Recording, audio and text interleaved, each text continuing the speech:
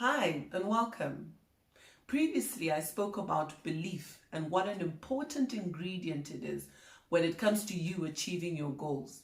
In this segment, I'm going to be talking about willingness. What is willingness? Well, a basic definition is willingness is the preparedness and the readiness to achieve something, to do something. As you embark upon your journey to achieve your goals, you will be required to make some decisions in relation to willingness. Why? Because universal law demands that in order for you to gain something of a higher value, which is your goal, you must be willing to give up something of a lesser value. Now, let's use the example of a promotion, for instance. Let's say you set yourself the goal of getting a promotion at work within the next 2 to 5 years. Now, part of your strategy could be to associate with senior managers and senior executives so that they can coach you and they can mentor you. The colleagues that you share your office space with that are on the same level as you might look at you and think, that one, she thinks she's better than us. She thinks she's going to manage us. The question may arise, are you willing to give up your association with your colleagues? Because clearly they're not helping to take you forward, but rather they're pulling you back. And sticking to the same example of getting a promotion, one of the requirements of being a senior executive in an organization is to manage employees, and not just at an operational level, but dealing with emotions and dealing with situations that come up when you have people reporting to you. And secondly, is public speaking.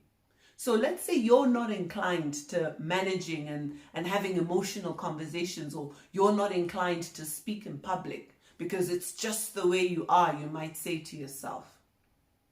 Are you willing to learn how to manage people? And are you willing to learn how to speak in public? Now, when it comes to willingness, what holds us back? What stops us from going forward and being willing to do whatever it takes?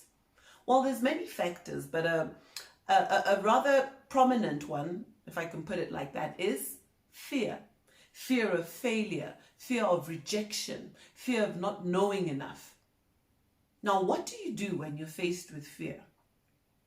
The best advice that I can give you is to act in the presence of fear. Don't believe me? Okay, let me give you an example. Let's suppose you decide to go bungee jumping. And for those of you that have been bungee jumping, you will be able to relate to this example really well. So let's suppose you're standing at the edge and you're looking down. Now you might start asking yourself, why on earth am I doing this? Why am I doing this? Oh no, I'm so scared. I'm so afraid of what's going to happen here. And as you're contemplating why you're doing this, in the midst of that, you make a decision that you're going to jump. And what do? You jump. Regardless of what you're thinking and how you're feeling, you make that jump. Why? Because you have the ability to act in the presence of fear. You have the ability to act independently of what you think and how you feel. I'll give you another example.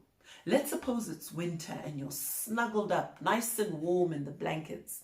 The alarm rings, it's 5 o'clock in the morning, and you're thinking to yourself, oh no, I don't want to wake up, I don't want to go to work. But guess what? You wake up anyway, right? Why?